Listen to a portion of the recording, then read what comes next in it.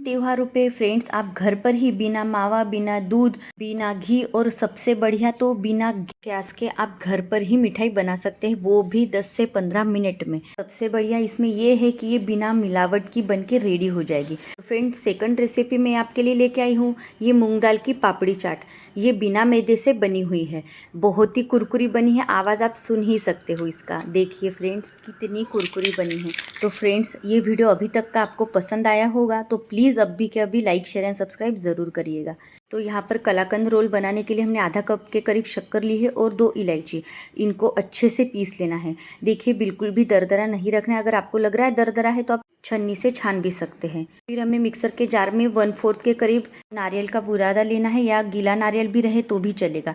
फिर हमने यहाँ पे 150-200 ग्राम के करीब पनीर ले लिया है। बस पनीर लेते समय याद रखिएगा पनीर बिल्कुल भी हमें गीला नहीं रखना है, जितना हो सके उतना हमें इसे ड्राई ही लेना है, नहीं तो हमारी मिठाई जो है एकदम गीली गीली हो जाएगी, चिपचिपी हो जाएगी। इस तरफ हमें ध्यान रखना है। बस इन दोनों को डाल के थोड़ा सा हल्का सा दरदरा हमें पीस लेना है। फिर इन सारे मिश्रण को हमें एक बाउल में ट्रांसफ़र कर देना है। यहाँ पे फिर हमने लिया है मिल्क पाउडर। तो मिल्क पाउडर पौन कप के करीब था, आप 1 कप के करीब ले सकते हैं। मेरे पास ज़्यादा नहीं था इसलिए मैंने थोड़ा कम ही यूज़ किया है। तो मावी की जगह पर हम मिल्क पाउडर का इस्तेमाल कर सकते हैं। तो देखिए दोनों को मैंने 2-2 पोर्शन में डिवाइड कर दिया है। एक पोर्शन में हम यहाँ पे गुलाब का इसेंस डालेंगे। इम्युलेशन कलर आता है जिसका इस्तेमाल आप कलर और इसेंस दोनों में भी यूज़ कर सकते हैं। अगर आपके पास ये नहीं है तो आप डायरेक्ट इसेंस और कलर दोनों भी मिक्स कर सकते हैं। और इसी में हमने थोड़े से ड्राई फ्रूट भी डाल दिए हैं, जिससे ये दिखने में थोड़ा सा और भी अलग लगेगा।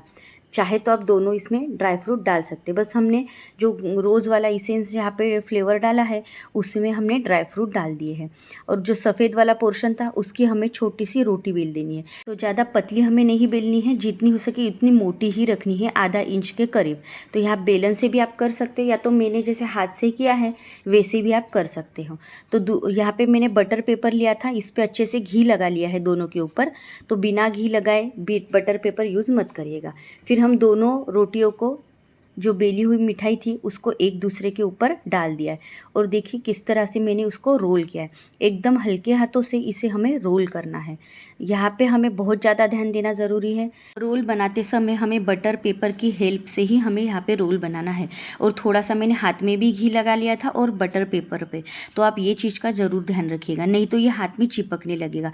और हाँ फ्रेंड्स, अगर यह बैटर आपका थोड़ा सा चिपचिपा हो रहा होगा, पानी ज़्यादा लग रहा होगा आपको थोड़ा सा भी, तो आप तुरंत इसको फ्रीज़ में रख सकते हैं, ये सॉलिड हो जाएगा।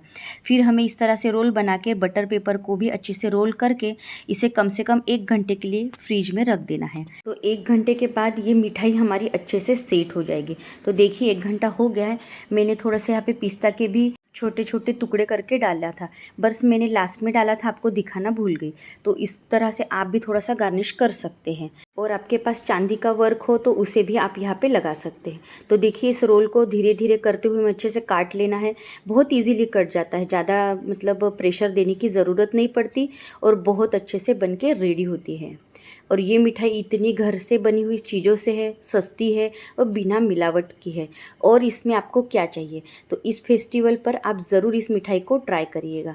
और मेरे यहाँ तो बच्चों को तो इतनी पसंद आई कि इन्होंने रातों रात ही ख़त्म कर दिया, मतलब राखी तक तो इसको बचने भी नहीं दिया, इतनी पसंद आई। सच कह रही हूँ फ्रेंड्स, इस मिठाई को मुझे दोबारा बनाना पड़ा, इतनी पसंद आई।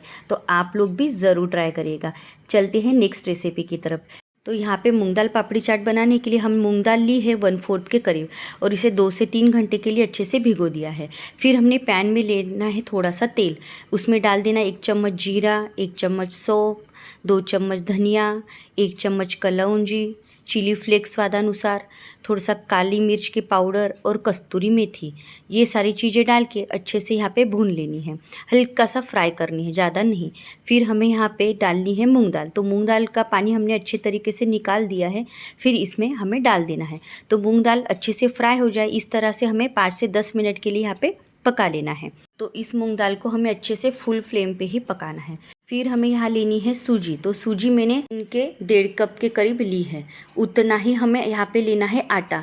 तो आटा भी मैंने 1.5 कप के करीब लिया है। अगर आप चाहे तो क्वांटिटी अपने हिसाब से कम ज़्यादा रख सकते हैं, बस मात्रा की तरफ ध्यान दीजिएगा। फिर हमने डालना है स्वादानुसार नमक और थोड़ा सा हींग, और यहाँ पे डाल दिया है मोहन। तो नॉर्मल वाला तेल डाल दिया मैंने, मोहन को गर्म करके नहीं डाला है। और जो हमने मूंग दाल फ्राई करके रखी थी, इस समय हमें इसमें डाल देना है। थोड़ी सी गर्म है, इसीलिए मैं चम्मच की हेल्प से इसको घुमा रही हूँ। आप चाहे तो थोड़ा सा ठंडा होने के बाद भी दाल मिलाकर अच्छे से गूंद सकते हो। तो नॉर्मल आटा जैसे हम गूंदते हैं रोटी का, बस उसी तरह से इसे गूंद लेना है। तो यहाँ पे फ्रेंड्स मैंने मैदे का इस्तेमाल नहीं किया है। अगर आप चाहो मैदा पसंद करते हो तो आप यूज़ भी कर सकते हो, लेकिन मुझे ज़्यादा मैदा पसंद नहीं है, इसीलिए मैंने यहाँ पे मैदे का इस्तेमाल बिल्कुल भी नहीं किया। और आप चाहे तो डायरेक्ट आटे से भी बना सकते हैं। यहाँ पे मैंने सूजी का इस्तेमाल किया है, तो आपको जैसे पसंद है आप वैसे कर सकते हैं। तो यहाँ पे 15 से 20 मिनट के लिए मैंने इस आटे को रेस्ट के लिए रख दिया था। तो यहाँ से 15 से 20 मिनट हो गए हैं। इसको एक बार फिर से अच्छे से गूंद लेना है।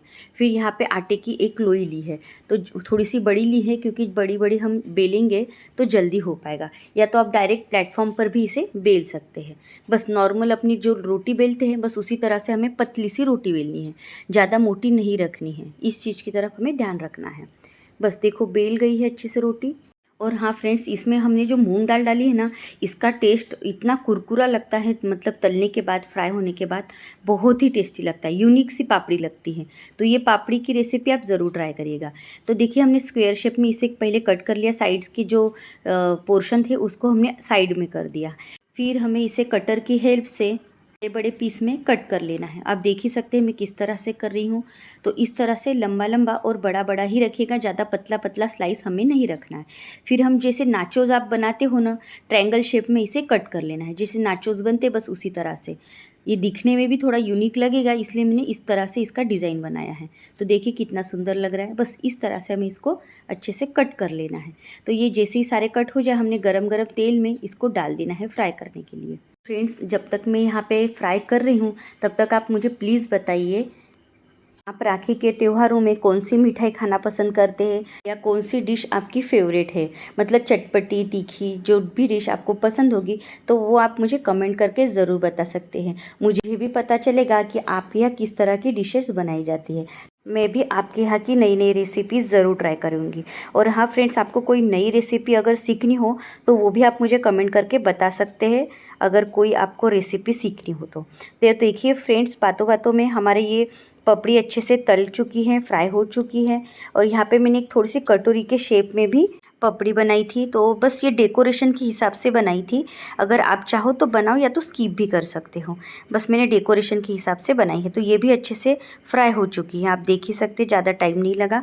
बस फिर हमने यहाँ पे पपड़ी बनाने के बाद हमने कुछ चाट का सामान यहाँ पे ले लिया है। जैसे हमने यहाँ लिया है बॉइल्ड चना। तो आप नॉर्मल हमने नमक डाल के ही बॉईल कर दिया है। अगर आप फ्राई करना चाहो तो फ्राई भी कर सकते हो, मैंने नॉर्मल ही रखा था। तो यहाँ पे हमने बॉईल चना डाल दिया, और यहाँ पे बॉईल आलू है, तो इसको भी हमने छोटे छोटे पीस में कट कर लिया है। जो चाट में चीज़ें यूज़ होती है बस उसी का हमने यहाँ पे इस्तेमाल किया है। घर की ही चीज़ों से हमने इसे बनाया है। फिर हमने यहाँ पे डाल देना है थोड़े से आलू कट किए हुए। ये होने के बाद हमने यहाँ डालना है थोड़ा सा दही। तो यहाँ पे दही मैंने फेंटा हुआ रखा था, इसमें थोड़ी सी शक्कर डाल के रखिए। आप भी अपने हिसाब से इसे बना सकते हैं। तो अच्छी सी टेस्टी सी दही हमने बना ली। फिर हमने यहाँ पे खजूर की चटनी डाली। इमली और खजूर की चटनी आती है, या तो फिर आप बस इमली की भी चटनी यूज़ कर सकते हो। और यहाँ पे हमने हरी चटनी बनाई थी, मतलब पुदीना डाल के, हरी मिर्च डाल के जो नॉर्मल चटनी बनती है ना, हरी चटनी, बस उसी का हमने यहाँ पे इस्तेमाल किया है। और थोड़ी सी हमने यहाँ पे डाली है जीरा पाउडर, धनिया पाउडर, लाल मिर्च पाउडर, और बारीक कटा हुआ प्याज। डेकोरेशन के हिसाब से जो चटपटी चीज़ें पसंद आती है वही हमें यहाँ पे डालनी है। फिर हमने नमक डालना मैं भूल गई थी, इसलिए थोड़ा सा ऊपर से नमक डाल रही हूँ, आप लोग पहले ही डाल दीजिएगा। फिर हमने यहाँ पे थोड़ी सी भुजिया सेव थी, या फिर जो चाट वाली सेव आती है वो यहाँ पे यूज़ कर सकते हैं। फिर हमने ट्रायंगल शेप में जो पापड़ी बनाई थी मूंग दाल की, उसको साइड साइड से लगा देना है, मतलब सजावट के लिए दिखने में भी और भी सुंदर लगेगा। तो आप देख सकते हैं ये हमारी पापड़ी चाट कितनी टेस्टी दिख रही है। मतलब आपके मुंह में पक्का देखते ही पानी आ गया होगा, इतनी तो गारंटी है। अगर सच में पानी आया होगा मुंह में तो तुरंत मुझे कमेंट करके ज़रूर बताइए। और देखिए खाने में भी बहुत ही टेस्टी बनी है। इस तरह से आप इस राखी पर यूनिक डिश बनाओगे तो बच्चों को तो बहुत ही पसंद आने वाली है। तो मिलते हैं नेक्स्ट वीडियो में, तब तक के लिए बाय बाय।